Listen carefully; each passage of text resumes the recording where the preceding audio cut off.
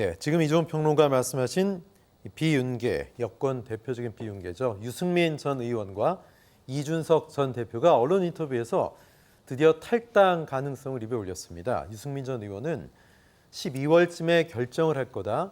신당 창당은 늘 열려있는 선택지다. 12월에 가면 큰 변화가 있을 거다. 어제 라디오에서 이렇게 얘기했고요.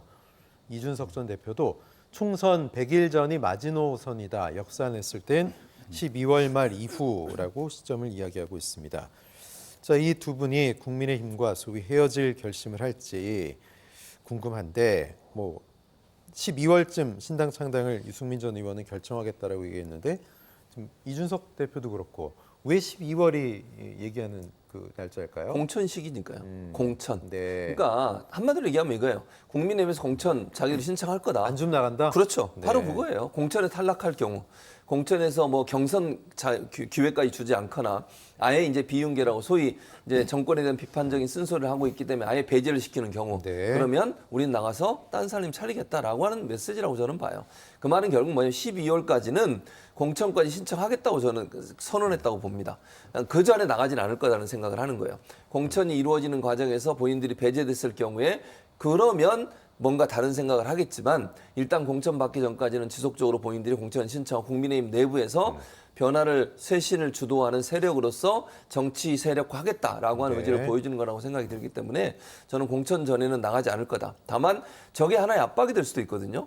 그러니까 국민의힘 입장에서는 저분들이 나가가지고 새로운 당을 만들어가지고 만약에 지금의 선거제도를 그대로 치르게 되면 그냥 비례정당이 하나 생길 수도 있거든요. 그랬을 때 이제 보수가 분산이 되잖아요. 이렇게 되는 것을 막기 위해서 전략적으로 공천을 허용하게 만드는 하나의 압박 수단으로도 작용할 수 있다고 보여집니다.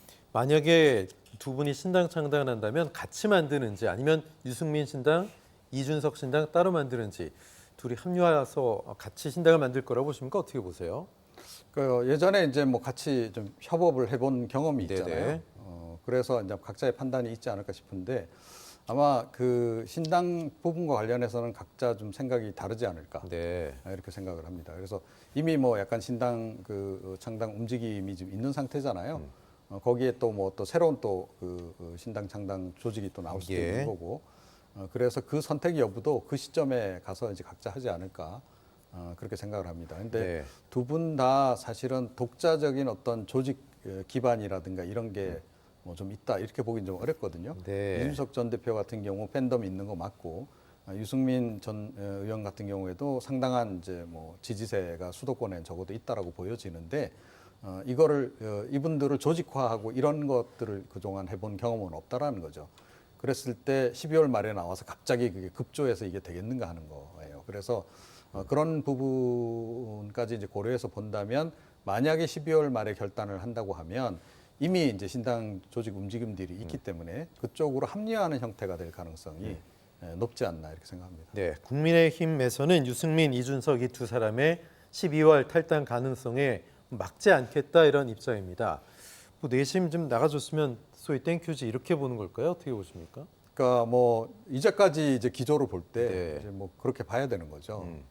그리고 최근에 뭐 조정훈 시대전환 의원을 이제 뭐 일종의 영입 케이스로 합당한다고 하고 이제 이렇게 얘기는 하고 있는데 외부에서 사실은 중도 그러니까 성향의 또 보수 중도 이런 인물을 영입하기에 앞서서 사실은 당내 화합부터 먼저 이루는 게 국민의힘은 가장 큰 과제죠. 네. 그러니까 비윤계, 그러니까 좀 중도 보수 성향의 인물들도 좀 더 적극적으로 끌어안고 그분들의 여러 가지 제안이라든가 뭐 이런 것도 좀 수용을 하고 이런 것부터 해야 되는데 이거 그동안 전혀 안 해왔다라는 거예요. 오히려 배제하는 쪽으로 계속 이제 해오지 않았습니까? 근데 그런데 또 갑자기 이걸 또 급선회 하기가 상당히 또 부담이 심리적인 부담이 있을 거예요. 그러니까 이분들이 혹시 또 영향력이 커져서 자신들의 이제 지위를 위협할 수도 있고 최종적으로는 윤석열 대통령의 당내 입지도 좀 흔들릴 수도 있는 거 아니겠습니까? 그에 대한 우려가 있기 때문에 글쎄요. 저는 뭐 기본적으로 아직까지는 공천 줄 생각을 안 하고 있을 것이다 이렇게 생각합니다. 민주당의 안민석 의원은 유승민, 이준석 신당이 만들어지면 민주당에는 악재가 될 것이다. 자, 조 교수님, 일단 어떤 신당이 만들어지느냐에 따라서 파급 효과가 좀 다르겠죠. 그렇죠. 만약에 이제 저는 물론 안민석 의원의 말에 100% 동의는 하지 않습니다만 네. 안민석 의원의 이제 분석을 제가 해석을 해보면 이런 것 같아요. 이준석, 유승민이 함께 하게 되면 힘의 시너지 효과가 나지 않겠어요? 네. 그러니까 이준석 전 대표는 아무래도 젊은층, MZ세대 남성들로부터 지지를 받고 있고 유승민 의원 같은 경우에는 어떤 40, 50대 중년층에도 지지세가 있고 여성들의 지지세도 있다고 보여지거든요. 그리고 이제 저분들이 합리적 대안 세력으로서 지금 보수 진영에 자리를 잡고 있기 때문에 그러니까 이런 거잖아요. 보수 진영 중에도 윤석열 대통령에 실망한, 윤석열 대통령의 전국 운영에 실망한 사람들이 있어요. 이분들이 나중에 선택지가 없으면 민주당을 선택할 수도 있거든요. 네. 그걸 일정 부분 뺏어가는 효과가 있는 거잖아요. 그러니까 중도 진영이나 아니면 그러니까 민주당, 국민의힘이 다 싫다고 하는 사람들이 제3지대라고 하는 새로운 영역이라고 볼 수 있는 이 두 사람에게 힘을 모아줄 가능성이 있고 또 하나는 이제 보수 진영에서 떨어져 나온 사람들이 여기에 갈 수도 있고 그러니까 민주당 입장에서는 그분들을 민주당으로 흡수할 수 있는 기회 자체가 없어지는 거잖아요. 네. 그러니까 아마 안민석 의원 입장에서는 그런 점을 고려한 것 같아요. 중도나 아니면 보수 중에 합리적 보수라고 얘기하는 분들이 갈 데가 없었을 때 그래도 어쨌든 대안 세력으로서 민주당을 지지하거나 아니면 윤석열 대통령에 대한 경고 메시지를 던지기 위해서라도 민주당을 지지할 가능성이 있는 그 자체가 완전히 봉쇄되는 것에 대한 우려 이런 부분들이 결국 지금의 이 표현대로 신당이 세워지면 그것이 민주당에 그렇게 도움이 되지 않는다 이렇게 분석하는 게 아닌가 이런 생각이 듭니다. 네.